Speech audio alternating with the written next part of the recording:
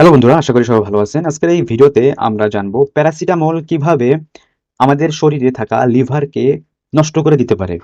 প্রতিদিন কতটা প্যারাসিটামল খেলে আমাদের শরীরের জন্য নিরাপদ, আর কখন ডাক্তারকে দেখানো উচিত।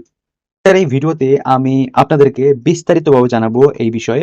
ভিডিওটা না টেনে শুরু থেকে শেষ অবধি দেখতে থাকবেন। প্যারাসিটামল কিভাবে লিভারকে নষ্ট করে দিতে পারে সেটা জানার আগে আমাদেরকে জানতে হবে প্যারাসিটামল আমাদের শরীরে কি কি করে। আমরা যখন প্যারাসিটামল খাই তখন ওষুধটা লিভারে গিয়ে ভেঙে যায়। লিভারের বেশিরভাগ অংশ এটাকে নিরাপদ উপায়ে ভেঙে ফেলে।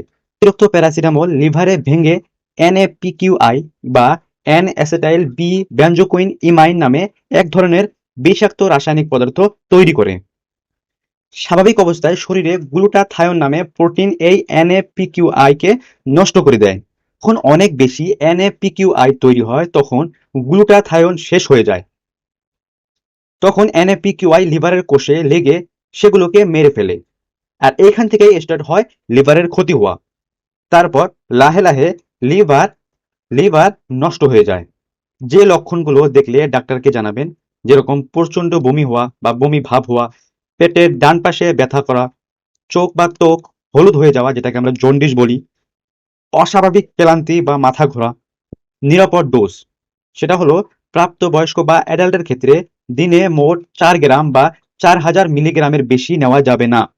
আর একদিন বা 2 দিনের বেশি যদি আপনাদের এটা খাওয়ার পরে জ্বর না সেরে ওঠে তাহলে প্রথমে ডাক্তারে দেখাবেন। তারপরে জ্বর কিসের কারণে হয়েছে সেটা পর্যবেক্ষণ করার জন্য টেস্ট করাবেন। শিশুর ক্ষেত্রে ওজন অনুযায়ী ডাক্তার যেভাবে বলেন ঠিক সেইভাবে বাচ্চাকে ওষুধ খাওয়াবেন।